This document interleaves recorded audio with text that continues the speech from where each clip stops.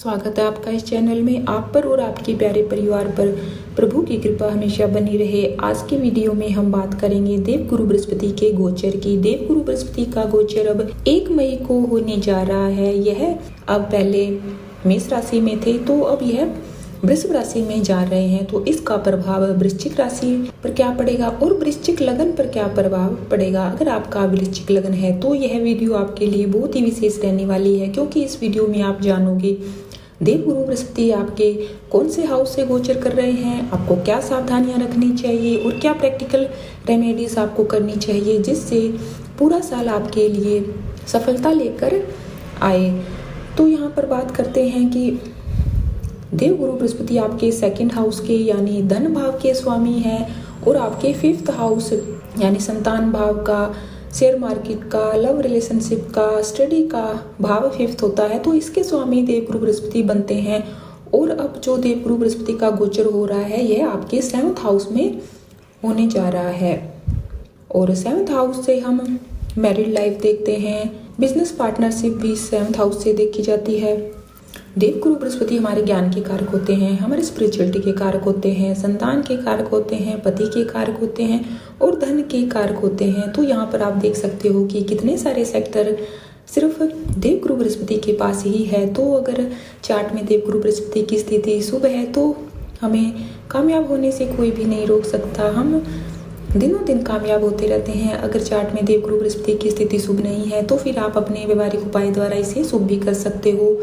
और कहा जाता है कि देवगुरु बृहस्पति की दृष्टियों में अमृत माना जाता है। तो यहाँ पर बात करते हैं कि 7th हाउस में देवगुरु बृहस्पति बैठकर कहाँ पर दृष्टि डालेंगे। तो सबसे पहले 7th दृष्टि तो आपके 1st हाउस में होगी और आपके जो 11th हाउस होता है यानी हमारी इच्छा पूर्ति का हाउस होता है, हमारे लाभ का भाव होता है, वहाँ पर देवगुरु बृहस्पति दृष्टि डालेंगे और 3rd हाउस पर दृष्टि डालेंगे। तो देवगुरु बृहस्पति का यह गोचर आपके लिए काफ़ी कुछ बदलाव वाला रहेगा।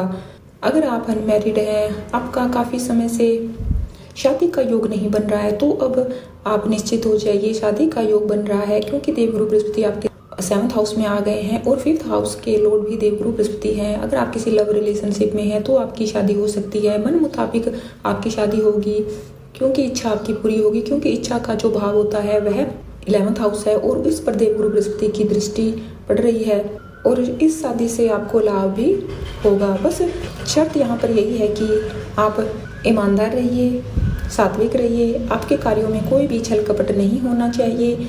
और देवगुरु बृहस्पति की जैसी नेचर होती है बड़ों का आदर करना, कार्यों में सात्विकता रखना, अनुशासन का पालन करना, तो यह सब अगर आप करते हो तो आपके कार्य बहुत ही जल्दी बन जाएंगे, चाहे वो शादी का हो, व्यापार का हो या धन लाभ का हो। अगर आप कोई नया काम शुरू करना चाहते हैं, किसी के साथ आप पार्टनरशिप में काम करना चाहते हैं तो उसमें सफलता के काफ़ी योग बन रहे हैं। देवगुरु बृहस्पति के प्रभाव से आपके मित्र, आपके परिवार के लोगों का आपको साथ मिलेगा। 11th हाउस हमारे सोशल नेटवर्किंग का भी होता है, तो यहाँ पर आपको अच्छे मित्र मिलेंगे, वो आपको अच्छी सलाह देंगे, आपके व्यापार में विस्तार में वह आपका सहयोग देंगे। जो भी आपकी इच्छाएं थी पहले, जो धन के कारण आपकी इच्छाएं पूरी नहीं हो रही थी, तो अब आप खुश हो जाइए, क्योंकि धन की कमी नहीं रहेगी। धन के कारण जो भी इच्छा अटकी हुई थी वह अब पूरी हो जाएगी, सारी कामनाएं आपकी पूरी होगी, क्योंकि इच्छा का जो भाव होता है, लाभ का जो भाव होता है, स्वयं देवगुरु बृहस्पति उस पर दृष्टि डाल रहे हैं। देवगुरु बृहस्पति आपके लगन पर दृष्टि डाल रहे हैं तो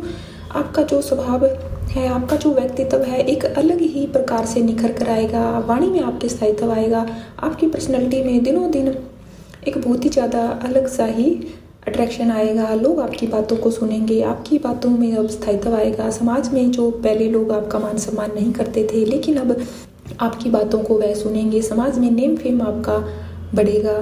और 3rd हाउस पर भी देवगुरु बृहस्पति दृष्टि डाल रहे हैं। तो 3rd हाउस होता है हमारे डिजिटल वर्क का, ऑनलाइन वर्क का, छोटी यात्राओं का, भाई बहन का। तो बहन भाई के साथ अगर आपका कोई मनमुटाव है तो वह अब सुधर जाएगा, योग बने हुए हैं। कोशिश आप कीजिए, ऑनलाइन वर्क करते हैं या आप चाहते हैं कि पार्टनरशिप में ऑनलाइन वर्क शुरू करूं तो इसके लिए बहुत ही अच्छे योग बने हुए हैं। आपकी इच्छा पूरी होगी, इच्छा का भाव जागृत हो रहा है, धन का भाव जागृत हो रहा है, संतान का, मैरिड लाइफ का और आपके पराक्रम का 3rd हाउस पराक्रम का होता है। पहले आप जो डरे डरे रहते थे, लेकिन अब आप आगे आइए, पराक्रम आपके साथ रहेगा। साहस से हर कार्य आप करोगे, कॉन्फिडेंसली आप हर कार्य को अपने हाथ में लेकर करोगे। जिम्मेदारियों से अब आप नहीं भागोगे। जिम्मेदारियां आपके ऊपर अगर आ भी जाती है और आप समझते हो कि यह तो बहुत ज़्यादा काम हो गया, लेकिन इस साल आपको जितना ज़्यादा काम मिले उतना ही कम है। बस आप अपने कामों पर फोकस रखिए। देवगुरु बृहस्पति के यहाँ पर बहुत अच्छा योग बना हुआ है, इसका फ़ायदा आप उठाइए और अपने कार्यों को आगे बढ़ाइए, क्योंकि ऐसे योग हमेशा नहीं बनते। यह 1 साल के लिए योग आया है और पूरे 12 साल बाद आया है। तो फिर आप अपने कार्यों में सात्विकता रखिए, लगन से कार्य करते रहिए। छोटी छोटी बातें अगर कुछ नुकसान हो भी जाता है तो आप नज़रअंदाज कीजिए। टेंशन आपको बिल्कुल भी नहीं लेनी है। विष्णु सहस्त्र नाम का आप पाठ कीजिए। देवगुरु बृहस्पति के मंत्रों का आप जाप कर सकते हैं और धार्मिक यात्राएं आप करते रहते हो तो यह आपके लिए अच्छा रहेगा। और धार्मिक किताबों का आप वितरण भी कर सकते हो। आपके घर में बड़े बुजुर्ग हैं, आसपास हैं, जहाँ आप काम करते हो वहाँ पर है, या जहाँ आप जॉब करते हो, आपका बिजनेस स्थान है, वहाँ पर अगर कोई बड़े बुजुर्ग है तो उनका आप सम्मान कीजिए। जितना ज़्यादा आप ईमानदार रहोगे, सात्विक रहोगे, आपका मान सम्मान बढ़ेगा। यहाँ पर बहुत अच्छे योग बने हुए हैं। यह साल किसी चमत्कार से कम नहीं होने वाला है। कुछ लोग कहते हैं कि हमें धन लाभ नहीं हुआ, हमारा व्यापार नहीं चला, तो वह सिर्फ इसलिए होता है क्योंकि वो हाथ पर हाथ रखे बैठे हैं, सोचते हैं कि योग अच्छे बने हुए हैं तो सब अपने आप हो जाएगा, लेकिन ऐसा नहीं होता। प्रयास तो आपको ही करना पड़ता है। जो लोग प्रयास करते हैं, अपने बुद्धि विवेक का इस्तेमाल करके कार्य को आगे बढ़ाते हैं, वही सफल होते हैं। बाकी अकेले योग काम नहीं करते हैं। यह तो सिर्फ एक हमें रास्ता दिखाते हैं कि इस रास्ते पर आप जाओगे तो आप कामयाब हो जाओगे। रास्ते पर चलना तो आपका ही काम है। अगर आप उस रास्ते पर चलोगे ही नहीं तो फिर आपको रिजल्ट कैसे मिलेगा, आप अपने मंजिल तक कैसे पहुंचोगे। तो यहाँ पर अच्छे योग बने हुए हैं। अपने आप को सात्विक रखिए, कार्यों में आपकी ईमानदारी होनी चाहिए। सुनी सुनाई बातों पर आपको विश्वास नहीं करना है, दूसरों के भरोसे आपको नहीं रहना है, अपने बुद्धि विवेक से आपको काम करना है। तो 1 साल आप पूरी मेहनत करके देखिए। जब ये 1 साल ख़त्म होगा तो आप देखिए कहाँ से कहाँ तक पहुँच जाओगे।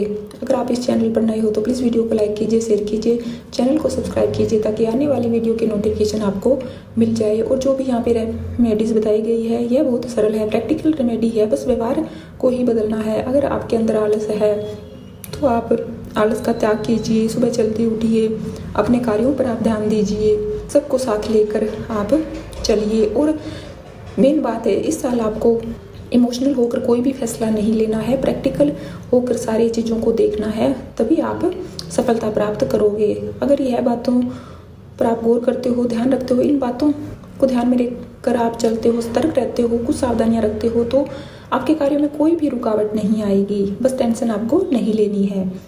जो भी आपके इष्ट देव हैं, पूजा पाठ आप करते रहिए, भगवान के आपको बहुत कुछ देंगे। जो भी आपके इष्ट देव हैं आप पूजा करते हो उनका कमेंट बॉक्स में जय जयकारा करना मत भूलिए। इस चैनल के साथ जुड़े रहने के लिए आपका बहुत बहुत धन्यवाद।